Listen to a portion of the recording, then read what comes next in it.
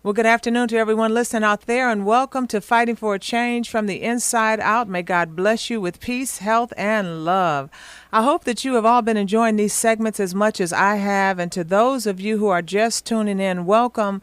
I hope that after listening, you will be inspired and find this segment informative. Today will be part 3 of our interview with Greg Durden about his perspective on anger and violence and how he has used it to establish a successful peace movement within the prisons. Welcome back, Greg. Thank you for having me, Pastor. Thank you so much for being with us. So last week, as we concluded, you were that our inner core of fundamental godness is our true... Huh? I messed that up. Okay, I can see. Now, I'm not hearing you. You're supposed to say, you were saying that our core of intimate... I'm saying that our inner core of fundamental goodness. Is that what you're saying? Yeah, that's the line I'm on, yes. Oh, okay. Yeah, I can't hear you. It sounded like you were saying something, saying it wrong. Okay. Well, it's written godness. You got Goddness. Oh, okay. No, it's supposed to be goodness. Okay.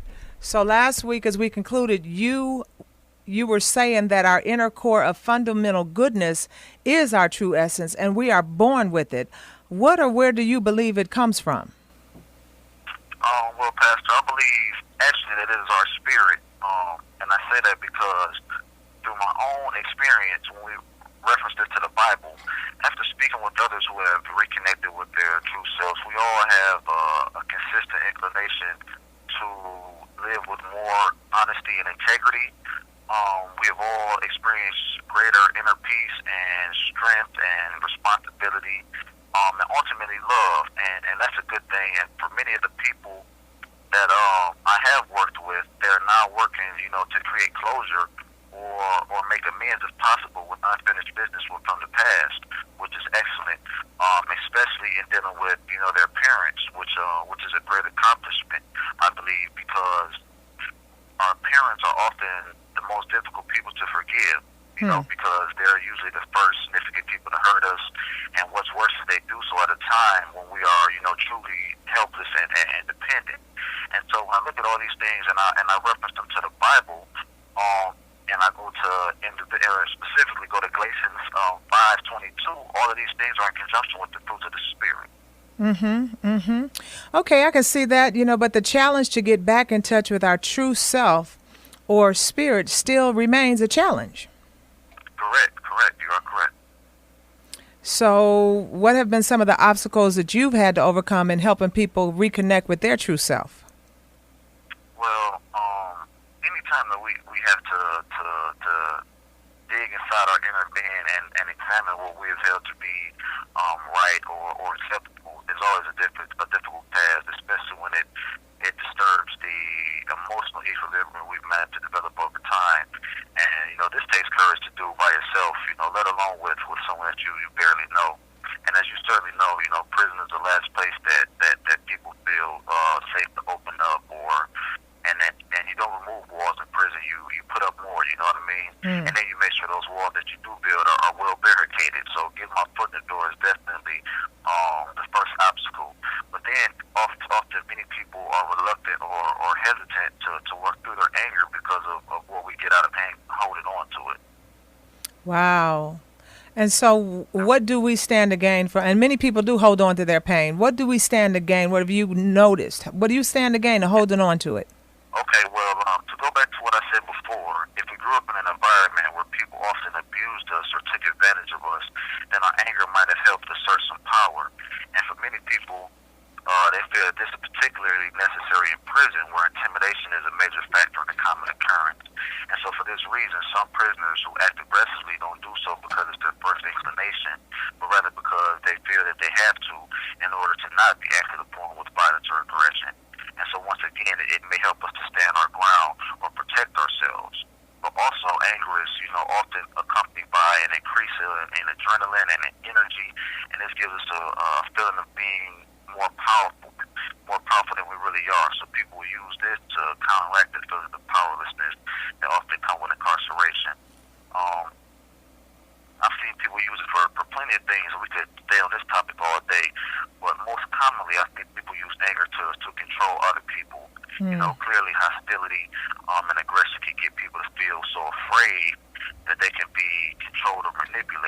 And others use it just to simply avoid communication because they're afraid of taking the risk of being really honest with someone or facing the truth of how they really feel. You know, but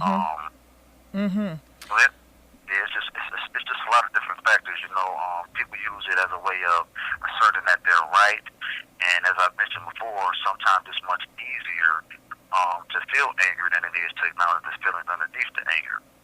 So these so-called benefits that we get from holding on to our anger also helps keep our identity trapped in these roles, because what happens is when we adopt the roles which in it achieve the desired outcome in a situation, it reinforces its value.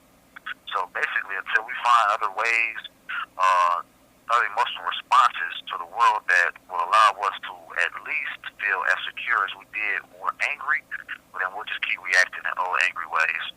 Wow, because it's producing something for you, or you feel that it is. But as you said, anger Right. produces a lot of energy and adrenaline. So after getting to the root of the anger, how do you constructively help people discharge all that energy? Well, I recommend that, you know, they do some kind of workout that requires a lot of energy, like running or basketball and weightlifting. All of those things work for me, and I found them conducive to other people.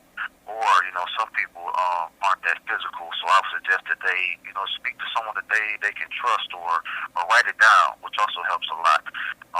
And so I have them write down whatever, you know, has them upset, and to get it out their system, you know. I have them listen to some music, calming music, that works. Meditation is also very helpful as well, when we may not have option of a physical release. And also when, you know, I encourage people to exercise, I tell them to even say, you know, that I'm angry over and over, so that the anger can have a voice but not yet get stuck on the situation. Wow, that is very good. And okay, for the main question then, how do you go about helping people reconnect with their true nature? Well, the first step in discovering who we are is first we have to take note of who we think we are now. And most people, they identify with themselves by either their cultural heritage or their sex, race, personality traits, and the roles that they play. So if you ask them, who are you? They'll say something like this. I'll give myself, for instance, my name is Greg. I'm 25 years old, and I'm a really laid-back person. I'm a father to a son. I'm black. I'm caring, hardworking, a teacher, and a perfectionist, okay, just for example. Now, everything that I've stated, it does describe certain aspects of our humanness, but they are not the whole picture. So when I present my understanding of roles, it really hits home for people, because most have at some point in their lives sensed something deeper and stronger within themselves, perhaps when their child was born, or while at church, or when they did something good for someone. And so when I give them the concept of roles, they can relate and it makes sense to them. So now that they can consciously acknowledge the roles that they have been playing and begin to rediscover their true nature, I help them to do so by first finding out who in their lives are the most comfortable with, okay? Whether it be, say, their girlfriend, parents, grandparents, etc. Now, when I know who this person is, I ask them to describe how they treat this person. And it always comes to, I always hear respect, care, and love, and these are the ways that they treat these people. So next I'll ask them if they treat other prisoners in the same way. And I always get no. It's always the answer no. Okay? So then I will go on to explain to them that this loving personality is their real character, and that because this person loves and accepts them and poses no threat, they are comfortable to truly be themselves with this person. And so now once they have that revelation and they understand that, they have the ability to identify their true nature, and I just encourage them to operate from this perspective rather than from the roles they adopted in the past, because when we're rooted in our spirit, we naturally experience greater peace and access to inclination and power to live with greater love. And one of the most valuable aspects that I found, you know, in understanding the roles is that even someone who was not willing to grow out of the roles that they played, once they do realize that it is only an act, they are able to see through the roles that other people play. So in situations where they would normally get defensive or act impulsively, they can say, okay, you know what, I know what's going on here. This is Mike playing this tough guy role again, or, you know, this is James just calling me this know-it-all role. And they can let it just go with the grain of salt rather than act